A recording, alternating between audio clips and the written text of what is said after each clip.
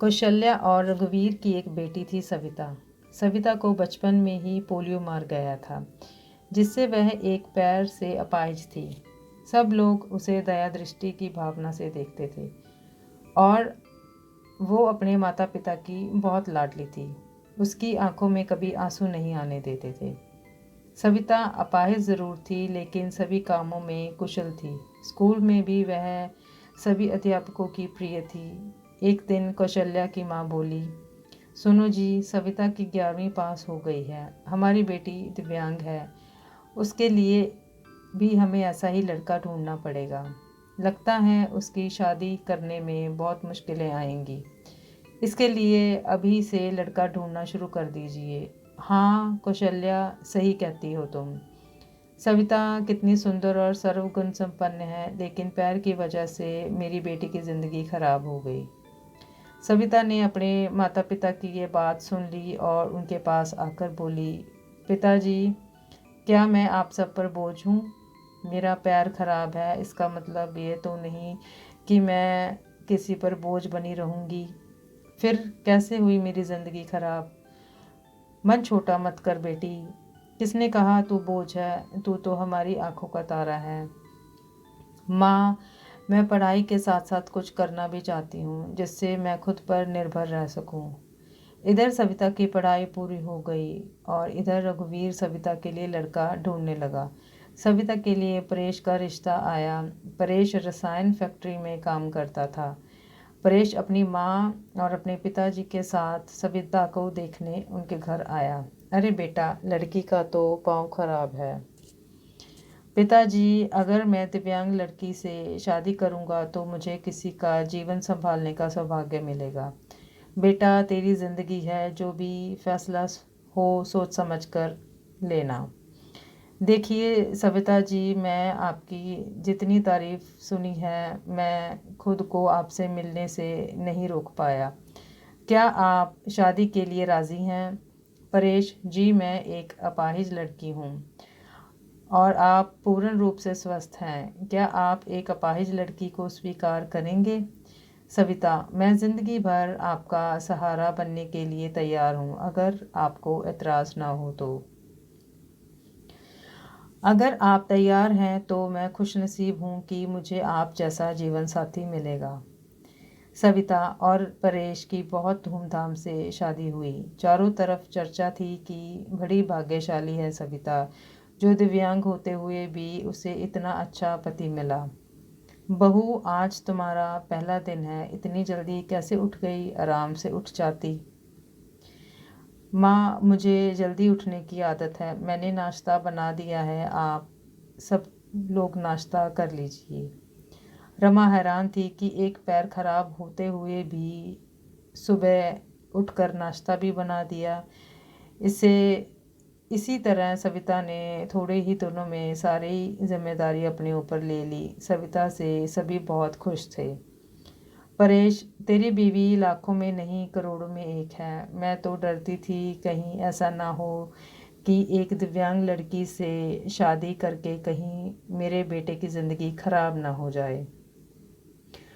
माँ, मेरा फ़ैसला कभी गलत नहीं हो सकता। आपसे एक बात कहनी थी, अगर मुझे कुछ हो जाए तो सविता को अपनी बेटी की तरह रखना। चल पगले, ऐसा नहीं बोलते, वो अभी भी मेरी बेटी ही है। और अगले ही दिन उनकी खुशियों को जैसे किसी की नज़र लग गई। परेश की फैक्ट्री में जहरीली गैस लीक होने की वजह से कई लोगों की मौत हो गई, जिसमें परेश भी शामिल था।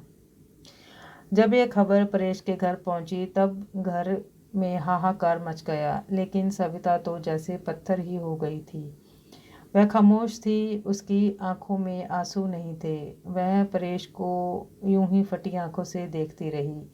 कुछ औरतों ने तो उसे हिलाते हुए कहा, बहू रो ले, देख परेश को, वह मर गया।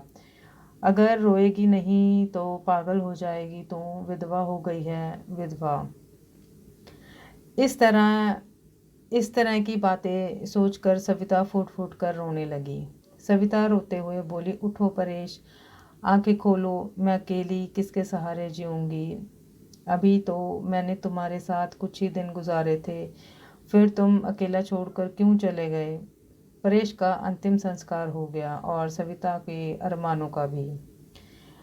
अरे ये क्या बहू, सफ़ेद साड़ी क्यों पहन ली तुमने? माँ, सबने मुझे कहा कि मेरे जीवन के सब रंग परेश के साथ ही चले गए, अब मुझे सफ़ेद साड़ी ही पहननी है।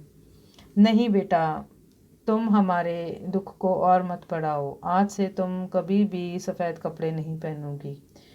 हफ्ते महीने यूं ही शोक में गुजर गए। कौशल्या और रघुवीर सविता को लेने घर आए। बेटी, मेरी बेटी का जीवन तबाह हो गया, पूरी ज़िंदगी अकेले कैसे काटेगी, इसलिए हम इसे अपने साथ ले जाने आए हैं। देखिए समधन जी, सविता कहीं नहीं जाएगी। आप उसकी शादी करके कर्तव्य मुक्त हो चुके हैं, लेकिन अब हमारे भी कुछ कर्तव्य हैं। हमारी बहू हमारी बेटी बनकर हमारे पास ही रहेगी। ये कहते हुए रमा ने सविता को गले से लगा लिया। हाँ समधी जी, रमा सही कहती है। हम सविता को आगे पढ़ाएंगे और किसी लायक बनाएंगे। आप चिंता मत करना, हम अपनी सविता को पलकों पर बिठा कर रखेंगे। माँ बाबूजी, परेश इनके इकलौते बेटे थे, अब वो नहीं हैं, तो ऐसे में मैं भी इनको छोड़कर नहीं जाऊंगी। यह सही नहीं है। मैं इनके पास ही रहकर इनकी सेवा करूंगी। सविता के माँ पिताजी चले जाते हैं। अब सविता अकेली थी और उसके अपना सारा ध्यान पढ़ाई पर लगा दिया था। ऐसे में उसकी मुलाकात गौरव से हुई, जो समय समय पर सविता की पढ़ाई में मदद करता था। गौरव मुकेश के दोस्त का सबसे अच्छा बेटा था।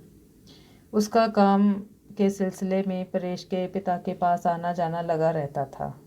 गौरव इंजीनियर था और बड़ा ही सलीन स्वभाव का संस्कारी लड़का था।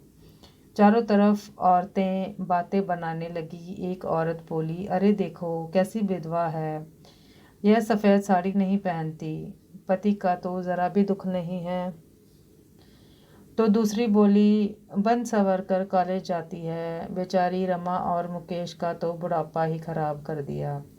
तीसरी औरत ने कहा, पहले इस लड़के का घर में आना जाना ठीक था, लेकिन अब परेश नहीं है तो इसे जवान विधवा बहू के घर जाना अच्छा नहीं है। लेकिन सविता को किसी की बातों पर कोई फ़र्क नहीं पड़ता था, क्योंकि उसके सास ससुर उसके साथ थे। रमा जब इतनी अच्छी बहू के लिए लोगों के ताने सुनती तो वह तड़प उठती और रोने लगती। सविता ने अपनी मेहनत से बीए कर ली और विकलांग कोटे में ही एक शिक्षक के रूप में नियुक्ति भी कर ली। सुनो परेश के पापा, हमारी सविता अब एक टीचर बन चुकी है। लोगों ने न जाने कैसे कैसे ताने दिए हैं। अब हम उसकी शादी कहीं कर दे हमें उसकी शादी कहीं कर देनी चाहिए। सही कह रही हो रमा, विधवा है, अनाथ नहीं जो लोगों की उल्टी सीधी बातें सुनेगी। हम अपनी बहू की शादी बड़ी धूमधाम से करेंगे। मुकेश ने जब अपनी बहू के रिश्ते की बात जब कुछ लोगों से की, तब लोग कहते हैं, अरे मुकेश तू तो पागल हो गया है, विधवा बहू की शादी करना चाहता है तुम? हाँ, मैं उसकी शादी करना चाहता हूँ, उसकी ज़िंदगी से विधवा शब्द हमेशा के लिए मिटाना चाहता हूँ। तभी गौरव ने आकर कहा, गौरव अंकल, अगर आप सविता के काबिल मुझे समझे तो मैं आपकी बहू से शादी करने के लिए तैयार हूँ। गौरव तुम? हाँ अंकल मैं। मुझे यकीन नहीं हो रहा कि मेरी बेटी तुम्हारे जैसे लायक और होनहार बेटे को पसंद करेगी। मुझे तुम पर गर्व है, मैं ये शादी के लिए तैयार हूँ। तभी मुकेश घर आकर सविता से कहता है, सविता बेटा, तुम जानती हो मैंने हमेशा तुम्हें अपनी बेटी जैसे माना है। मैं चाहता हूँ तुम्हारी ज़िंदगी के अधूरे सपनों को पूरा करूँ। मैं तुम्हारी शादी गौरव से करना चाहता हूँ। तुम्हें कोई एतराज़ तो नहीं है?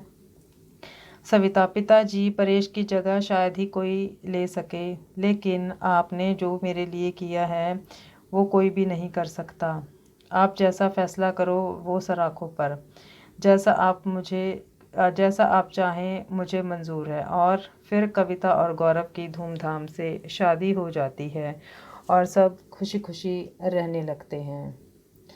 दोस्तों, अगर आपको ये हमारी कहानी पसंद आई तो इसे प्लीज़ शेयर, सब्सक्राइब और लाइक कीजिए और अपना प्यार दीजिए। धन्यवाद।